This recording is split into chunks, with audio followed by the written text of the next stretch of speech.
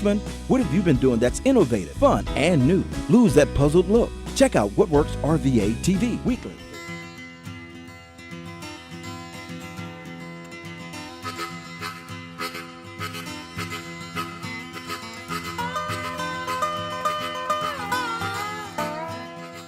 Today, 400 years of history abound around Richmond's waterfront, still alive and vibrant with commerce and trade. Discovered 8 days after Jamestown, Richmond is located at the falls of the James River, the transition from Piedmont Plateau to the coast plain. Richmond continues to be a city of contrasts and multiple perspectives, as it has served as Virginia's capital. The city's central location made it an ideal hub and crossroad for Native, African, and European cultures statewide. Richmond is a nexus of true American history in Virginia. Richmond's story, with its unique lifestyles of America's founding fathers, their homes, farms, and plantations. African-American heritage dating back to the pre-colonial era is intertwined within the countryside and the nearby city of Petersburg. By the middle of the 1850s, the city of Petersburg was home to the largest free black population in Virginia, counting among its residents many prominent figures who contributed enormously to the city, state, and region.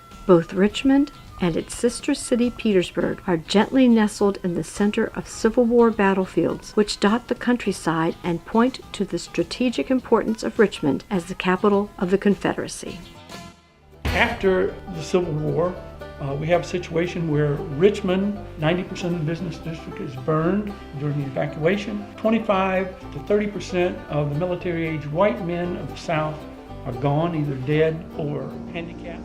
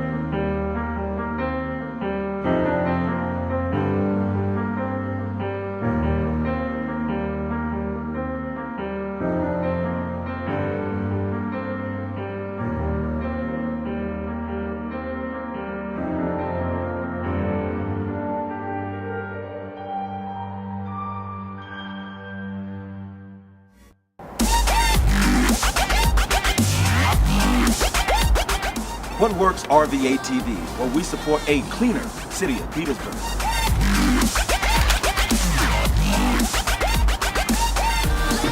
And you should too. I'm Cavell Phillips. Once again, this is What Works RVA TV. We're here in the city of Petersburg, presently at the Blandford Church and Cemetery.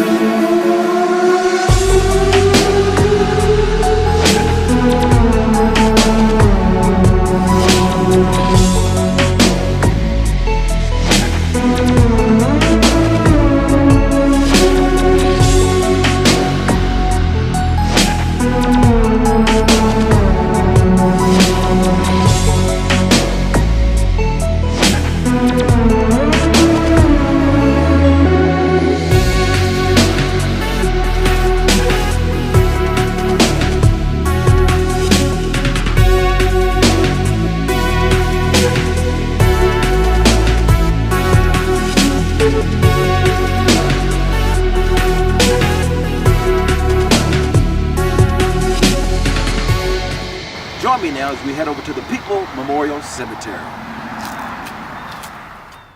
Mine eyes have seen the glory of the coming of the Lord. He is trembling of the vintage, where the grapes of wrath are stored. He hath loosed the fateful lightning of his terrible swift sword. His truth is marching on. Glory, glory, hallelujah. Glory, glory, hallelujah. Glory, glory, hallelujah. His truth is marching on. Stony the road we trod, bitter the chastening rod felt in the days when hope unborn had died. Yet, with a steady beat, have not our weary feet come to the place for which our fathers sighed. Those are words from James Weldon Johnston. Lift every voice and sing. And they are so appropriate for today, here in this cemetery where so many rest. Life is so fleeting. We think we have all of this time, but really, all we really have is this breath that we're taking at this moment. And I am so thankful that the work has been done to remember and preserve this cemetery, all of the histories that are here, that rest in this place. And it is with great gratitude that I am just delighted to be living in a time when we can see our history being honored and preserved, not only so that we, present generations, can appreciate and enjoy, but future generations as well know where we have come from and where we are going. There are his. And grace will lead me home.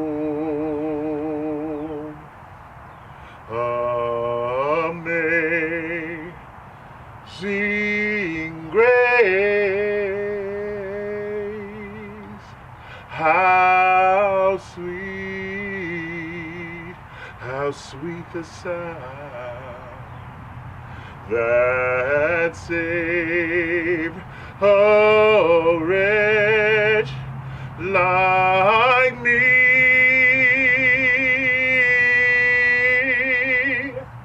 I once was lost.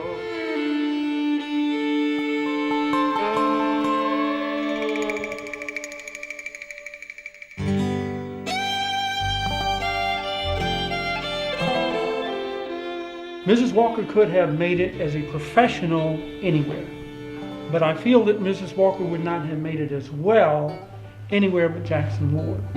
And that has to do with the business environment and the environment of Jackson Ward when Mrs. Walker started her career. Before the Civil War, slavery came to Virginia. Sure. Virginia had a slightly different type of slavery. It was called urban industrial slavery. Generally, they were one of the hallmarks of urban industrial slavery was that the bondsmen walked through Richmond unaccosted because it was assumed they were on business for the master slaves in a similar situation. That's right.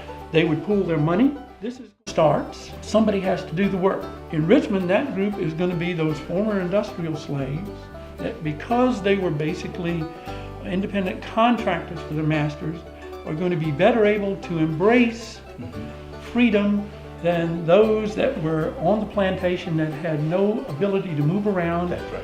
understand commerce, understand money. So this is going to be the basis of the African American elite business class and working class of what's going to become Jackson Ward. From 1870 to about 1884, African Americans' business will increase from 3% around 13%. Education will be another factor because before the Civil War there was no public education in Richmond. After the war, Freedmen's Bureau starts schools. Mrs. Walker will be a direct beneficiary of that school. As we progress further, Mrs. Walker is going to become a school teacher and have to quit because of school policy that women teachers could not be married. She's going to then start with the Independent Order of St. Luke. In 1899, she will take over the Independent Order of St. Luke. She will have two primary social goals: advancement of the African American race and women's rights. We're standing here on 2nd Street, which was probably the most dynamic street in Jackson Ward. It had a nickname, the Black Wall Street. So Jackson Ward was a very vibrant, bustling community.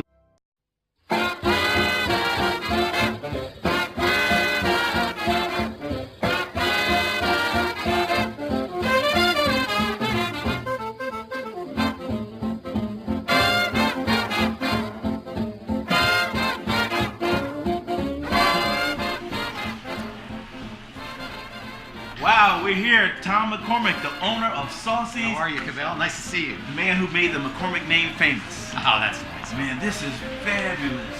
You know, the first time I saw this place, it was nothing but a shell. It wasn't very long ago. It was a year and a half ago. A year and a half ago, and now this is probably one of the most talked about places in the Petersburg Tri-City area. That's great. Now, so, tell me, how did this all start?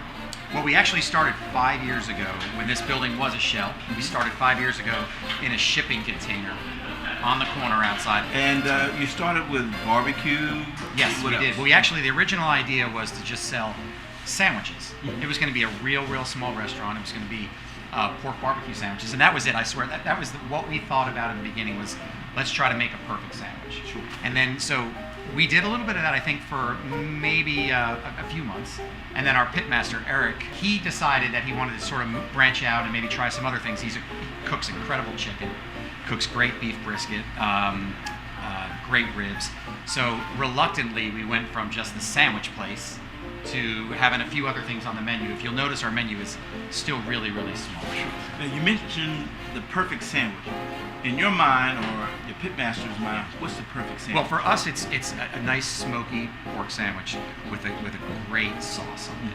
We're called Saucy's for a reason. Yeah, exactly. And that, in your mind, or in the concept of Saucy's, that's what a perfect sandwich is.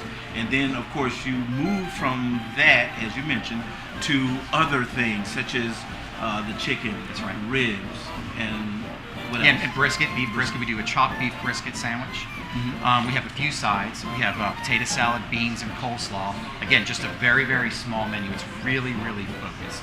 And it hasn't changed much over the years. It's absolutely a great time to pick Petersburg. Behind us, we are standing at the foothills of Virginia State University, who's getting ready to open up a $56 million multi-purpose center.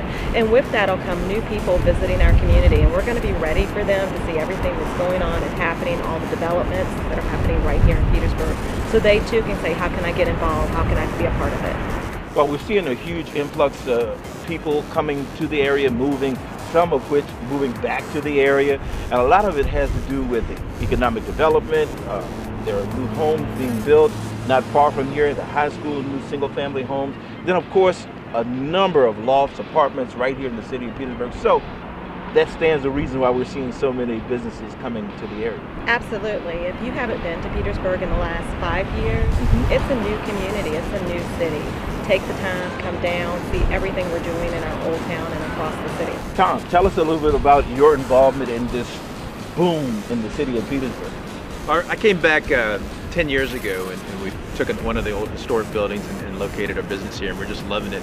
I get phone calls several times a week from people wanting to relocate here, and they're excited about what's happening. It's a real treat to see all the new businesses coming in. There's a lot of excitement in the air for sure. Nick, of course, you are heavily involved in the rebirth of Petersburg, or the growth, the big boom here. Tell us what you do.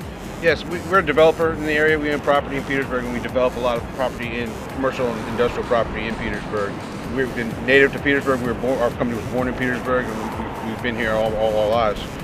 This is a great time to be in Petersburg, as Danielle said. The architecture is beautiful, it's wonderful. You have the river here. Virginia State's been a wonderful delegate for us, and it's a great time to be in the buzz that we're in right now.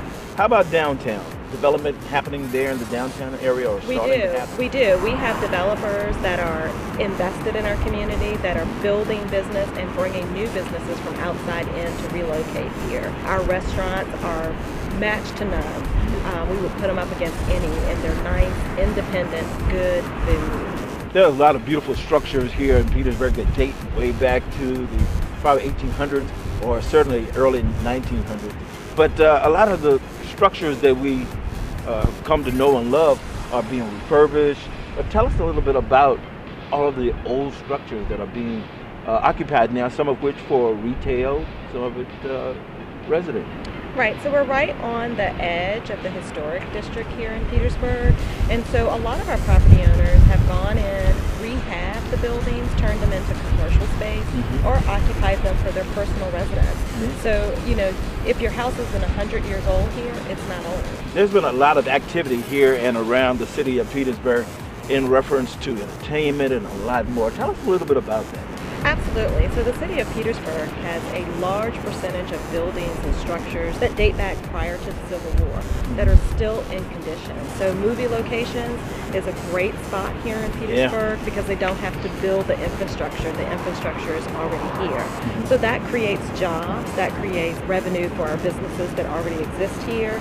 And then we become a destination for production companies to come in and film. That's more money coming into the city, more tax base going into the city coffers, and we're all about growing Petersburg. This is a real treasure here in the city of Petersburg, no question about it. Absolutely. It offers so much. Richmond, what have you been doing that's innovative, fun, and new? Lose that puzzled look. Check out What Works RVA TV weekly for